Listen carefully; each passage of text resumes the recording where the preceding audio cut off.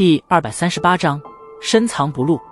或许是因为头一次炼制破厄丹的缘故，所以即便药老的炼药术颇为不凡，可第一次的炼制依然是因为药分的配置失调而导致此次的炼药失败。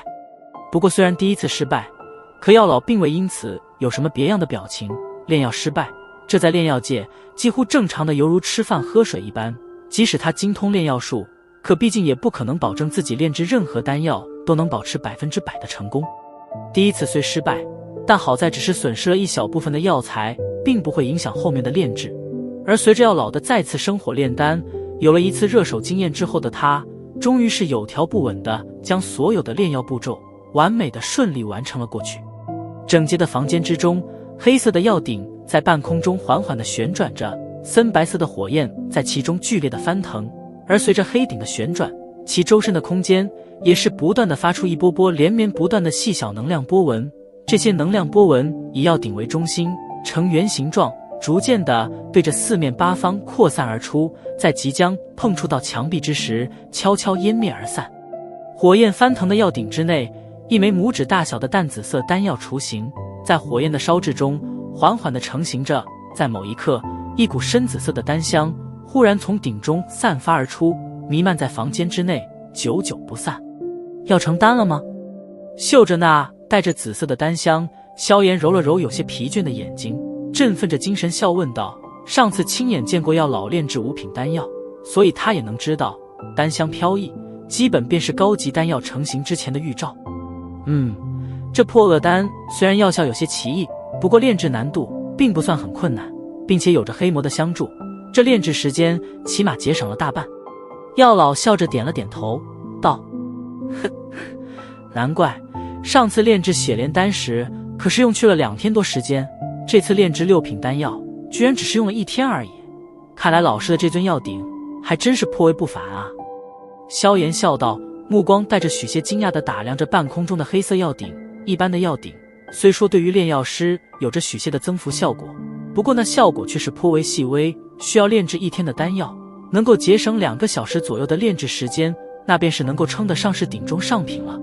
而以前萧炎所使用的那尊暗红色药鼎，则至多只能节省1个小时左右的炼制时间罢了。两相这一比较，萧炎自然是越发的感觉到这尊黑色药鼎的不凡。药老笑眯眯的点了点头，干枯的手掌握松之间，药鼎之内的森白火焰又是浓郁了不少。可老师别忘记下辅料哦。望着那逐渐变得圆滑起来的丹药雏形，萧炎干咳了一声，赶忙提醒道：知道。白了萧炎一眼，药老微微点了点头，左手翻转，森白色的火焰猛然浮现，然后开始了急速压缩。片刻之后，那团足有人头大小的森白火焰竟然便是不足拇指大小。被压缩到了这般地步的古灵冷火已经脱离了火焰的本质，反而是变化成了一枚细小的白色结晶体。一眼望上去，晶体之内似乎还隐隐地翻腾着妖异的森白火焰。将白色晶体捏在指尖，药老屈指轻弹，顿时晶体化为一抹白光，射进了药鼎之中，然后径直钻进了那即将成型的丹药雏形之中。晶体进入丹药，然后便是猛然化为点点极其细微的白芒，分散地侵进丹药的各个部分。望着丹药雏形上逐渐复原的小孔，药老微微点了点头，略微沉寂之后，手掌一挥，药鼎之内森白火焰猛然暴涌而起，转瞬间便是把那枚紫色的丹药雏形完全包裹其中，开始了最后一轮的猛烈焚烧。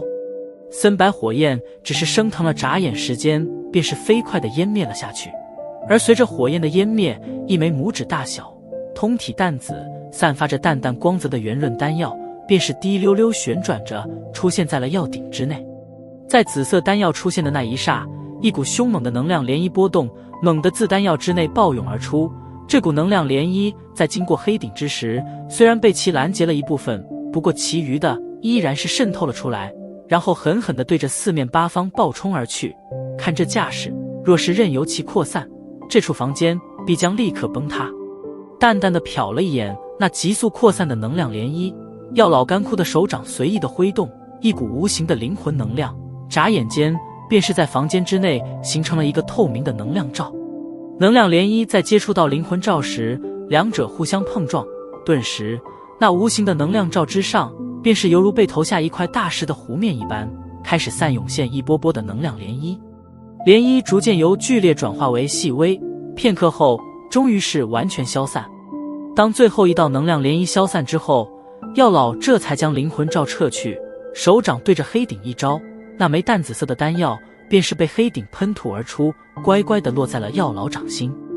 握着这枚淡紫色的丹药，药老将之来回的翻看了一下，微微点了点头，淡淡的评价了一声不错后，将之随意地丢向一旁的萧炎。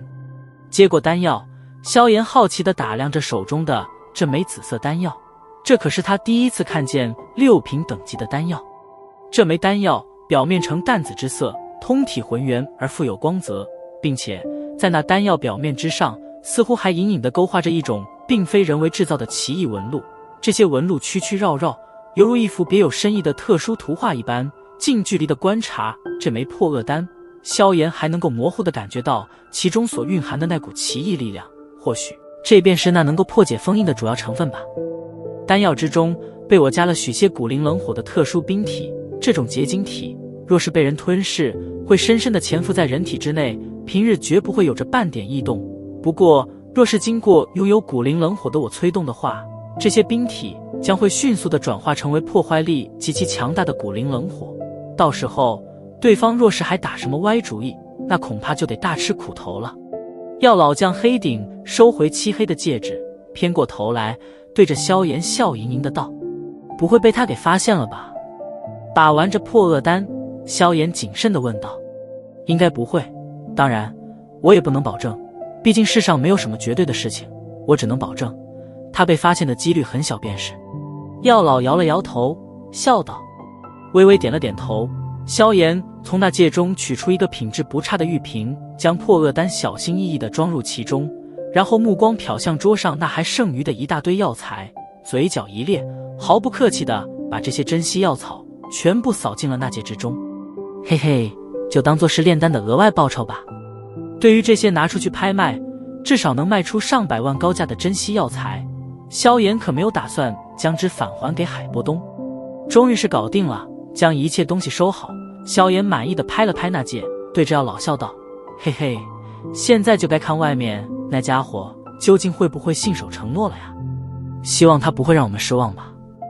药老轻笑了笑，身躯微晃，旋即化为一抹流光，钻进黑色戒指之中，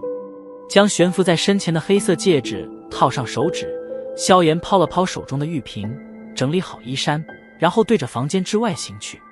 光线略微有些昏暗的走廊之上，海波东背靠在墙壁之上，苍老的面庞虽然看上去颇为平静，不过那不断在墙壁上敲打的手指却是显示出了他心中此时是如何的紧张与焦躁。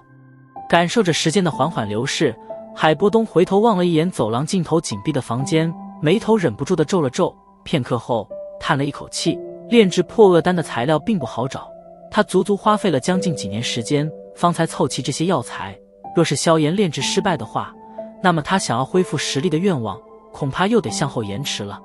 搓了搓手掌，海波东平静的脸庞上也终于是开始流露出许些担忧，低声喃喃道：难道失败了吗？哎，看来我还是有些莽撞了啊。那家伙的实力虽然让我也有些看不透，可毕竟年纪太小了啊，就算他从娘胎里就开始修炼炼药术，那也不过仅仅10几年时间啊，10多年时间能在炼药术上有多大的造诣？拳头与手掌重重地砸在一起，海波东的脸色一阵变幻，片刻后颓丧地摇了摇头，苦笑道：到了现在也只能希望那家伙能带来一些奇迹吧，毕竟他可是拥有那种极为恐怖的异火呀。时间滴滴答答地淌过，走廊之上的气氛随着时间的流逝也是逐渐地萦绕上了一层急躁的氛围。手指在墙壁之上急躁地点动着，某一刹那，手指之上斗气猛地缭绕而上，在狠狠点下之时，竟然是将墙壁穿了一个孔洞出来。去看看。干枯的脸庞抽搐着，海波东终于是忍耐不住这种等待的煎熬，狠狠地吸了一口气，豁然转过身来就欲走进走廊。在海波东转身的刹那，其身体猛地僵硬，脸庞泛着惊愕，愣愣地望着那走廊之内依靠着墙壁笑盈盈望着他的黑衫少年。好片刻后，咽了一口唾沫，急忙向前走了几步，急切地问道：“小兄弟，成功了吗？”萧炎摊了摊手，对着那满脸急切的海波东缓缓走来，手掌轻挥了挥，一个玉瓶便是被丢向了海波东。比较好运，勉强成功了吧？望着那被抛过来的玉瓶，海波东几乎是手脚并用，极其狼狈，犹如接着自己儿子一般，小心翼翼地将之捧在双手中，眼睛望着玉瓶内的那枚紫色丹药，苍老的脸庞之上涌上了一抹狂喜以及震撼。狂喜自然是因为自己如愿以偿地得到了这破厄丹，震撼则是他依然有些难以相信，在这么短短一天时间内，面前这看似不过20的小家伙，居然便是将这即使是丹王古河也难以炼制出来的6品丹药给完美的弄了出来，深藏不露。在这一刻，海波东心中浮出了对萧炎的一句评价之语。